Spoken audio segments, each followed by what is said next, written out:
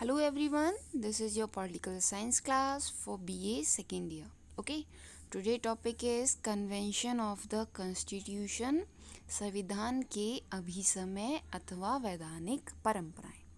हम ब्रिटिश संविधान पढ़ रहे हैं तो ये ब्रिटिश का ही है, ब्रिटिश में अभिसमय और वैधानिक परंपराएं।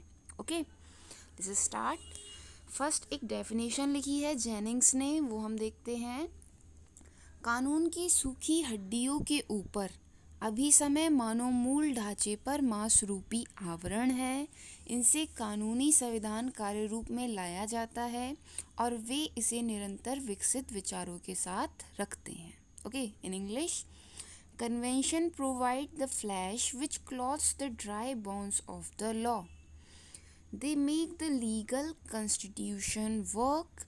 They keep it in touch with the growth of ideas. ठीक है, इसका मतलब क्या हुआ? इन्होंने कानून को सूखी हड्डियां बताया है और अभी समय को उसके ऊपर मांस बताया। ठीक है, एक इंसान की तरह मान लिया है उसको, कानून को सूखी हड्डियां बताया है।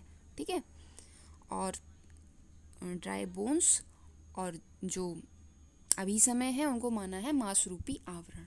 ठीक है, जो हमें ऊपर से कवर करे रखता है वो अभी समय है। फर्स्ट, अभी समय कानून तो आप सबको पता है कानून क्या होते हैं, जो गवर्नमेंट बनाती है।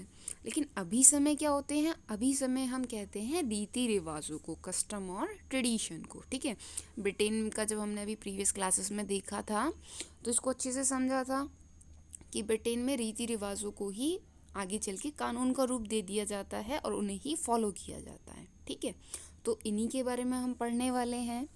अब फर्स्ट देखिए अभिसमय का तात्पर्य। प्रोफेसर डाइसी का मत है कि अभिसमय संविधान संबंधी नैतिकता के आदेश, परसेप्ट्स ऑफ कॉन्स्टिट्यूशनल मॉरलिटी हैं, और इनकी पूर्ण परिभाषा देते हुए कहा है संविधान के अभिसमय वे रीति रिवाज या समझौते हैं जिनके अनुसार पूर्ण प्रभुत्व संपन्न विधानमंडल के विभिन्न अंगों को अपने विवेकाधारित अधिकारों का प्रयोग करना चाहिए, चाहे वे सम्राट के परमाधिकार हो या पार्लियामेंट के विशेष अधिकार। ठीक है, अब देखिए अभिसमय के लक्षण।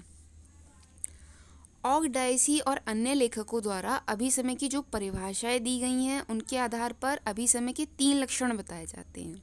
फर्स्ट, अभिसमय का स्रोत संसद की कानूनी निर्माती शक्ति न होकर प्रथाएं हैं। अभिसमय हमें कहाँ से मिले हैं? वो कानून नहीं है, वो क्या है? वो प्रथाएं हैं। ठीक है, जो ट्रेडिशन चल रही हैं। जब ये ट्रेडिशन धीरे धीरे प्रयोग में आते आते अपनी उपयोगिता के आधार पर प्रशासन में स्थायित्व प्राप्त कर लेती हैं, ठीक है, तो इन्हें अभिसमय कह देते हैं। प्रथाएं जो उपयोगी होती हैं उन्हें ही क्या कहा जाता है? अभिसमय कहा जाता है। नेक्स्ट, अभिसमय का पालन कानून या न्यायिक मान्यता के कारण नहीं किया जाता, बल्कि किस लिए किया जाता है? लोकमत से, क्योंकि लोग ऐसा करना चाहते हैं, है ना, इसलिए लोग अभिसमय को फॉलो करते हैं। थर्ड, अभिसमय को कानूनी या न्यायिक मान्यता प्राप्त न होने पर भी व्यवहार में अभिसमय को कानून जैसी पवित्रता प्राप्त है। इसके लिए कोई रूल्स नहीं है, हमें अभिसमय को फॉलो करना है ना, लेकिन तब भी जो प्रैक्टिकल लाइफ देखेंगे आप व्यवहार में इन्हें कानून जैसा ही माना जाता है। तो आपको समझ में आ गया है कि अभिसमय एक तरह से कानून ही है। अब हमारी नेक्स्ट हेडिंग है कानून और अभिसमय में भेद, difference between law and convention. अब ये एक से तो है लेकिन इन दोनों में अंतर भी होता है। ठीक है, जो महत्वपूर्ण है। अब देखिए फर्स्ट डिफरेंस हम पढ़ रहे हैं रूप के आधार पर, on the basis of form. ठीक है, रूप के आधार पर इन दोनों में डिफरेंस होता है। कैसे? कानून लिखित रूप में होते हैं। ठीक है, कानून को लिखा हुआ लिखित रूप होता है और अभिसमय अलिखित होते हैं। कानून लिखित होने के कारण सर्वविदित हैं, सब लोग इन्हें जानते हैं, है ना, और अभिसमय का ज्ञान प्राप्त करने के लिए जागरूकता की आवश्यकता है। अगर आप जागरूक हैं तभी आपको पता चलेगा कि कौन से अभिसमय हैं। ओके, नेक्स्ट हेडिंग, निर्माण के आधार पर, on the basis of construction. कानून किसी कानून निर्माती सत्ता की इच्छा के परिणाम होते हैं। कानून कब बनते हैं? जब कानून निर्माण करने वाले उनको बनाएं। ठीक है, लेकिन अभिसमय उदाहरण या व्यवहार के परिणाम होते हैं। जब एक विशेष प्रकार का व्यवहार अपनाया जाता है और ये व्यवहार उपयोगी सिद्ध होता है तो उसे हम अभिसमय कहते हैं। ओके, नेक्स्ट, निश्चितता के आधार पर, on the basis of the certainly.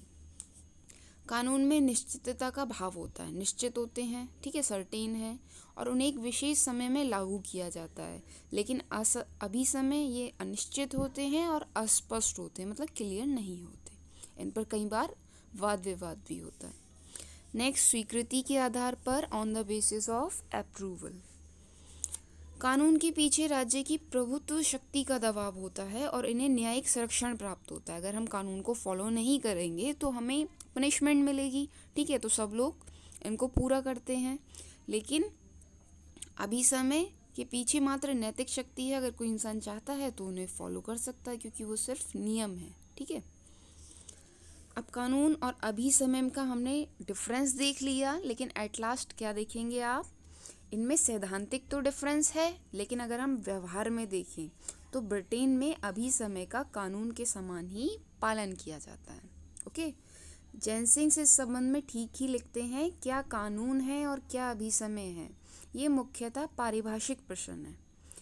इनके उत्तर केवल उन्हीं को ज्ञात हैं जिनका कार्य उन्हें ज्ञात करना है। जन साधारण के लिए इस बात का कि कोई नियम न्यायिक अधिकारियों द्वारा मान्य है या नहीं कोई विशेष महत्व नहीं होता। तो कुल मिलाकर ब्रिटेन की जो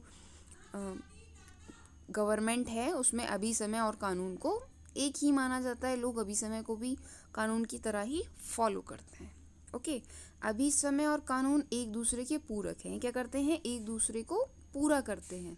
जैसे कहीं पर कानून अच्छे से काम करता है और कहीं पर अभी समय काम करता है, ठीक है। तो इसलिए ये दोनों एक दूसरे के प्रतिद्वंदी ना होकर एक दूसरे का स्थान ले लेते हैं। ओके, अब नेक्स्ट देखेंगे आप अभी समयों का वर्गीकरण, क्लासिफिकेशन ऑफ कन्वेंशन। इसको 3 पार्ट्स में डिवाइड किया गया है। फर्स्ट है राजपद से संबंधित अभी समय। अब इसमें आपके पॉइंट्स हैं। फर्स्ट वन है सम्राट अपने मंत्रियों के परामर्श से ही कार्य करता है। जो सम्राट है मीन्स प्रेसिडेंट है, वो कैसे काम करेगा, अपने मंत्रियों की एडवाइस से। नेक्स्ट, सम्राट लोक सदन के बहुमत दल के नेता को प्रधानमंत्री पद ग्रहण करने के लिए आमंत्रित करता है। जो सम्राट है, प्रेसिडेंट है, वो किसे पीएम बनाएगा, जो बहुमत दल का नेता होगा जिसको ज़्यादा लोग वोट देंगे। थर्ड, अभी समय के ही आधार पर सम्राट मंत्रिमंडल की बैठक की अध्यक्षता नहीं करता है। सम्राट मंत्रिमंडल मीन्स कैबिनेट की बैठक की अध्यक्षता क्यों नहीं करता, क्योंकि ये अभी समय है, ये मतलब परंपरा चली आ रही है। ओके, फोर्थ सिद्धांत में सम्राट को अधिकार प्राप्त है कि वह लोक सदन को भंग करे, लेकिन ये परंपरा स्थापित हो गई है कि सम्राट उसे कब भंग कर सकता है, प्रधानमंत्री की परामर्श पर। ओके, नेक्स्ट देखिए मंत्रिमंडल से संबंधित अभी समय, कैबिनेट कन्वेंशन। मंत्रिमंडल क्या होती है, कैबिनेट होती है, जो मंत्रियों का संग्रह होता है, ठीक है, और उस पर पूरा कंट्रोल किसका होता है, प्राइम मिनिस्टर का। अभी समय के अनुसार सम्राट के मंत्रियों के लिए संसद का सदस्य होना अनिवार्य है। मतलब जो भी सम्राट के मंत्री होंगे वो संसद के मेंबर ज़रूर होंगे। संसद मीन्स पार्लियामेंट के। संसद में किसी महत्वपूर्ण प्रस्ताव पर पराजित हो जाने पर मंत्रिमंडल या तो त्यागपत्र दे दे या प्रधानमंत्री सम्राट को परामर्श दे कि उनके द्वारा लोक सदन को विघटित किया जाए। नेक्स्ट, अभी समय के अनुसार ही किसी कम महत्वपूर्ण प्रस्ताव पर लोक सदन में पराजित हो जाने पर मंत्रिमंडल के लिए त्यागपत्र करना आवश्यक नहीं है।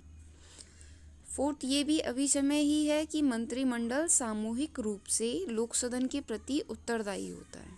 जो कैबिनेट है वो सब मिलकर किसके प्रति उत्तरदायी है, लोक सदन के, जिसे हम हाउसेस ऑफ कॉमन कहते हैं। यदि लोक सदन किसी एक मंत्री के विरुद्ध अविश्वास का प्रस्ताव पारित कर दे तो भी समस्त मंत्रिमंडल को त्यागपत्र देना होता है। मीन्स अगर एक भी अविश्वास का उसके अगेंस्ट आ गया है प्रस्ताव तो सभी पूरी जितने भी कैबिनेट के मिनिस्टर हैं सबको एक साथ रिजाइन करना होता है, ठीक है। नेक्स्ट हेडिंग, विधायी प्रक्रिया और संसद के दोनों सदनों के पारस्परिक संबंधों के विषय में अभिप्राय। Interpersonal relation of legislative process and to houses of parliament related. Okay, विधायी प्रक्रिया और संसद के दोनों सदन, 2 सदन होते हैं, एक upper house and lower house, ठीक है, उनके बीच में रिलेशन। संसद के 2 सदन होंगे, लोक सदन और लौट सभा। ये बात अभी समय पर आधारित है, क्योंकि ऐसी परंपरा है इसलिए ऐसा होता है। सम्राट वर्ष में एक बार संसद का अधिवेशन अवश्य ही बुलाएंगे। यहाँ पर सम्राट किसे कहा गया है? प्रेसिडेंट को। और संसद के प्रथम अधिवेशन से दूसरे अधिवेशन के बीच 1 वर्ष से अधिक का समय नहीं होना चाहिए। मतलब जो उनके अधिवेशन होंगे उसमें 1 साल से ज़्यादा का टाइम नहीं होना चाहिए। मतलब प्रेसिडेंट को एवरी ईयर अधिवेशन करने हैं। नेक्स्ट, लोक सदन हाउस ऑफ कॉमन्स की अध्यक्ष के संबंध में यह परंपरा है कि अध्यक्ष पद के लिए खड़े होने के पूर्व उसे अपने राजनीतिक दल की सदस्यता त्याग देनी चाहिए।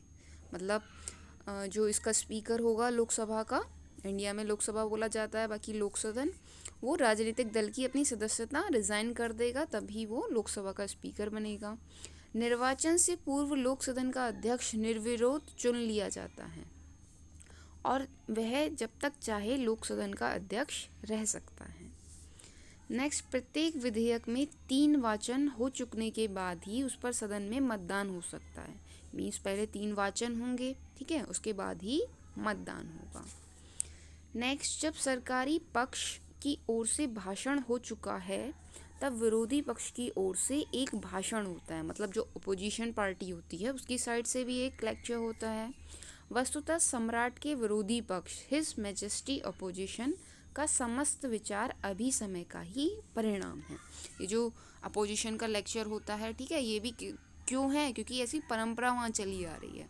जो 1-2 बार वहाँ पर हो जाता है फिर उसे ये लोग उपयोगी समझते हैं, तो वही क्या बन जाता है, वहाँ की अभी समय बन जाता है, कन्वेंशन बन जाता है। ठीक है, आई होप आपको क्लियर हो गया होगा अभी समय क्या होते हैं, उनका क्लासिफिकेशन क्या है।